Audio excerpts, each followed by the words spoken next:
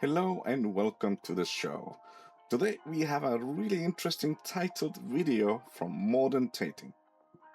Am I a bad dad for refusing to pay for my stepdaughter's wedding after she chose her biological father over me? I've been married to her mother for 12 years. My stepdaughter, she was about 12 years old. She's about 25 now. She's about to get married. While I was never a father to her or replaced her dad in any way, I've always been a part of her life like that. A few months ago, we were all at dinner talking about the wedding, and right in front of me, she turned to her biological dad and asked him to walk her down the aisle. Not going to lie, it stung. I feel like that I've been a little bit more of like a financial caregiver maybe. And the issue is that everyone in the family is like chipping in for the wedding and helping her pay for the wedding. But I don't feel like now as a stepdad that this is really my responsibility to pay for it. And she has a deposit due like in a couple weeks for the venue she wants. And without a big check from me, they can't afford it. They'll lose that venue. And then my wife,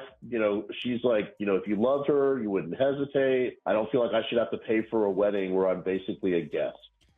If you were walking down the aisle, would this even be a question for you? I don't think I would have hesitated. Her biological dad is contributing, but it's not nearly the amount that they're asking me to contribute. Now I wonder why he was expected to pay more than everyone else, especially since she already knew he would be replaced. Based on her choice, he became a regular guest like anyone, so I don't understand why everything should fall on his shoulders. I also think that since the father was picked, he should also handle the bills. What I really feel like is I'm being emotionally manipulated or cornered into writing this check to prove that I love her. Am I being a bad stepdad for refusing to pay, or am I standing my ground? I'll be quite honest. The real issue is that she's trying to have a wedding that she can't afford to pay for. He's not an ATM. She's got two parents. Let them pay. Good guy. Stand your ground.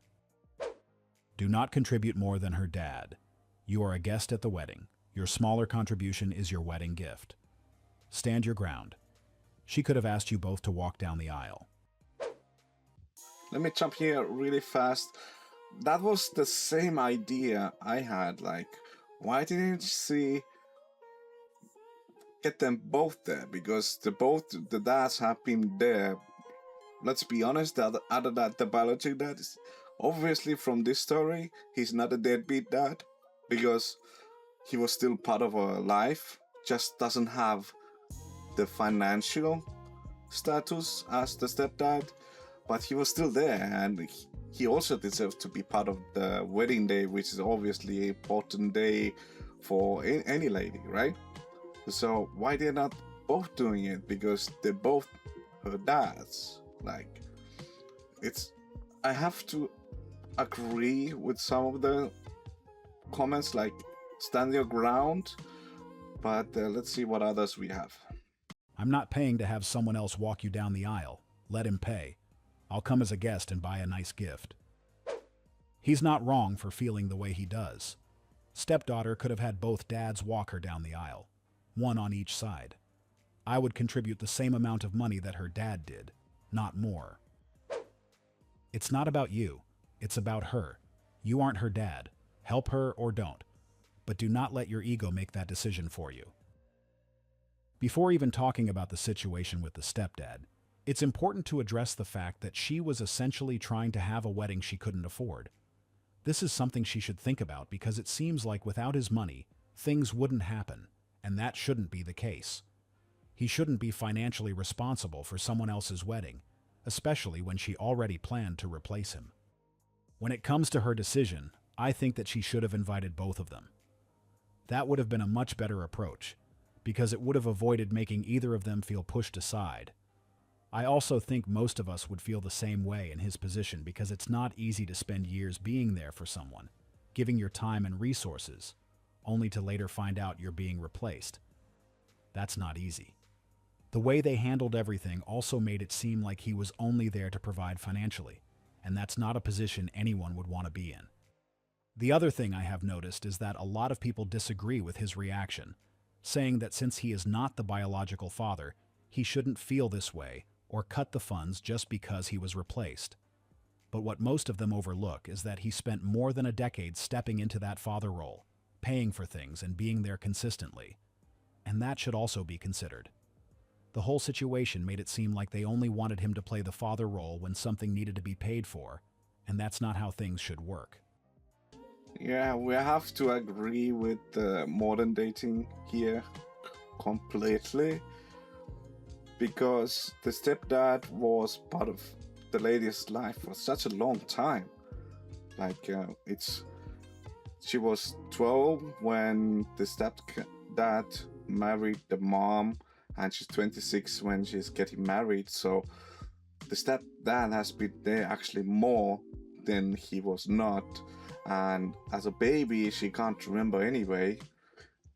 But in the same time, like I said, obviously from the story, the biological dad was also not a deadbeat dad, which we have seen sadly a lot, which is not cool if you're watching this and you have children anywhere. You have to support them. Is it financial, emotional, whatever they need? They're your babies. You have to take care of them. It's that simple.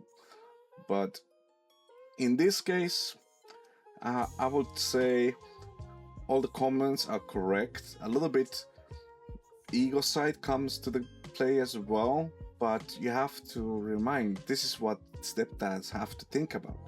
That's why me as a guy who doesn't have children, I have to think about this every single time when I want to go on a date with a lady who already has children. Because when the relationship is going to go well, of course, it's going to be step by step, and we move into each other, and I'm going to be part of the children's life, and I will help to take care of them. But if the relationship falls apart, by then, obviously, I like the children as well. Otherwise, the relationship would not work at all. I will lose the children too. Because, being an uncle is also being an uncle, It's difficult. It is difficult, and I personally try to avoid these kind of situations. If the lady has already children, no, I cannot be in a relationship.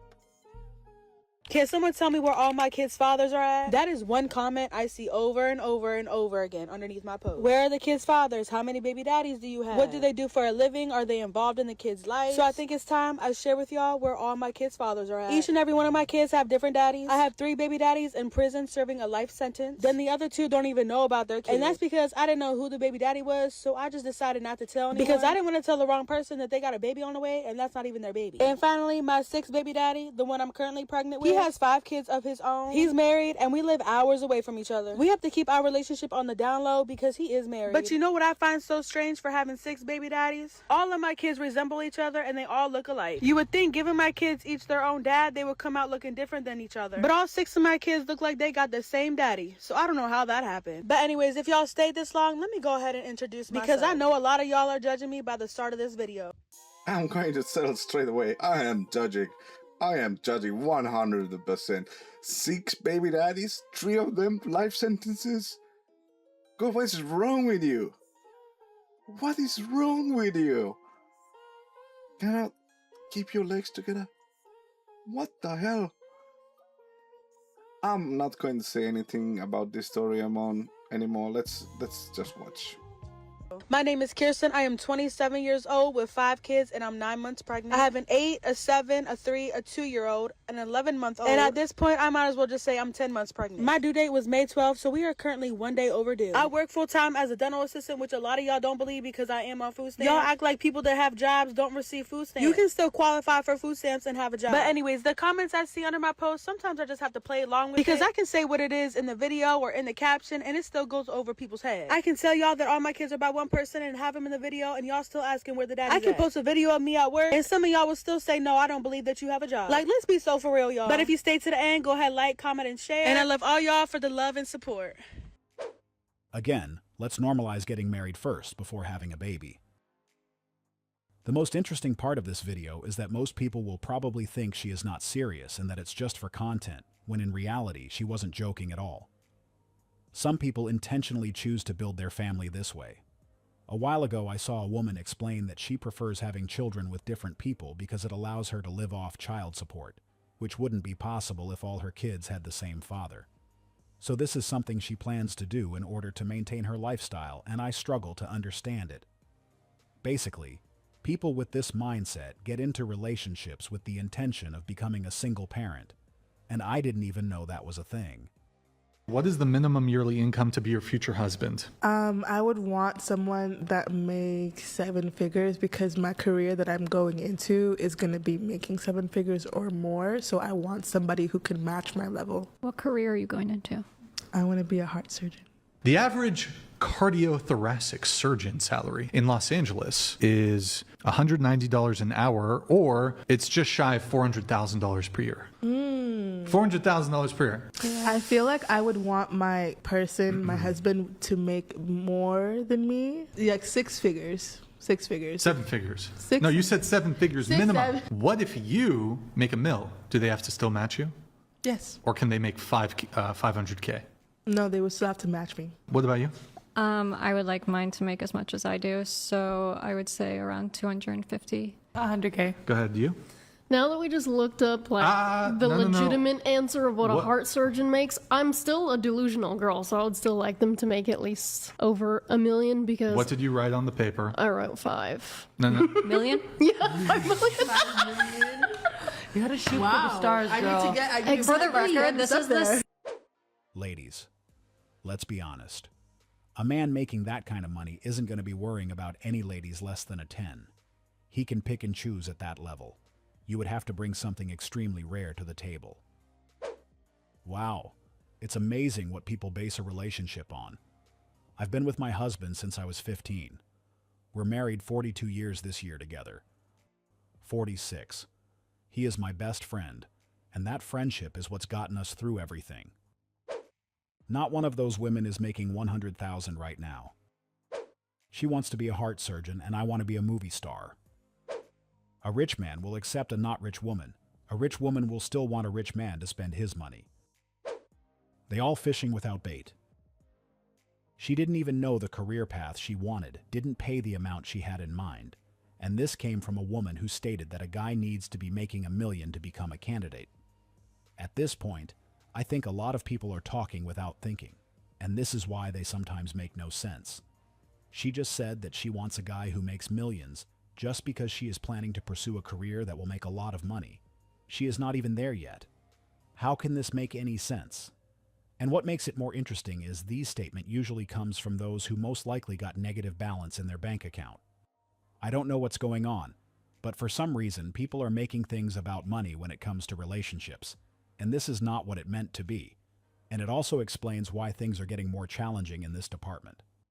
Yeah, you can't make sense of this Delulu kind of a relationship norm that we are dealing in today's society, and sometimes it angers me because it happens to me a lot as well, because you start talking to a lady and they say, I need this, I need that you have to provide.